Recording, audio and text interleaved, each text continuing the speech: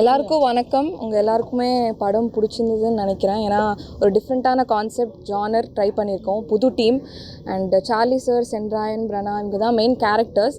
So அவங்கள வச்சு தான் கதையே போகும். ஸோ இதில் ஹீரோயின் எதுவுமே இல்லை, ஸ்டோரி தான் ஹீரோ.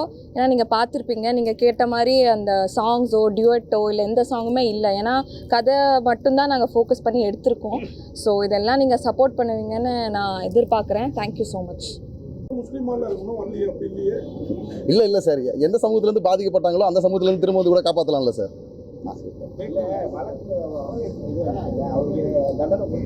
ஆமாம் சார். சார் கொடுக்கலாம் சார், கொடுக்கலாம் நாங்கள் சார். அது ஒன்றுக்கு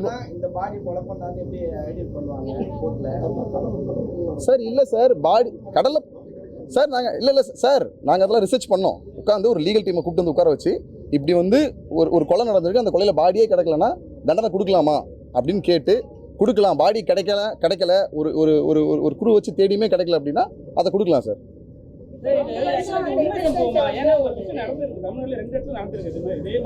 ஓகே சார், இந்த ஐடியாவே ஒரு ஒரு ட்ரூவாக நடக்கிற இப்போவும் நடந்துக்கிற ஒரு விஷயம். ஆல்ரெடி சொன்னது தான், ஆல்ரெடி நிறைய இடத்துல பதிவு பண்ணியிருக்கேன், திரும்ப வேணால் ஒரு தடவை பண்ணுறேன். அமெரிக்காவில் ஒரு டீம் இருக்குது, அந்த டீமோட வேலையை அதுதான்.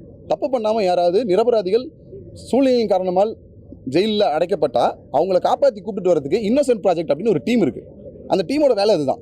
அதை இன்ஸ்பயர் ஆகி தான் நாம் இதை பண்ணது. படத்தோட ஆரம்ப காட்சியில் நான் அதை சொல்லியிருப்பேன், அந்த அனிமேஷனில் யார் என்ன. இதே மாதிரி பாண்டியம்மாள்னு ஒருத்தங்க 93 அவங்க இறந்துட்டாங்கன்னு சொல்லி அவங்க ஹஸ்பண்டை தூக்கி உள்ளே போட்டாங்க. கோர்ட்டில் தீர்ப்பு வந்துருச்சு. அவங்க உள்ளே இருக்கும்போது திடீர்னு மதுரை சப்கோர்ட்டில் அவங்க வந்து என்ன சொல்லிட்டாங்க, நான் தான் பாண்டியம்மாள், நான் செத்தனா தான் இந்த கேஸ் நடந்துட்டு இருக்குன்ட்டாங்க. ஒட்டுமொத்தமாக எல்லாமே ஷாக் ஆகிட்டாங்க. அப்புறமா அந்த கேஸ் ரீஓப்பன் பண்ணி பார்த்தா அந்த விசாரணையில் சில குளறுபடிகள் நடந்திருக்கு. அந்த மாதிரி தான் சார், இந்த மாதிரி இன்ஸ்பயர் ஆனது தான் சார். உண்மை சம்பவம் கேட்டால் உண்மை சம்பவம் தான் மேடம்.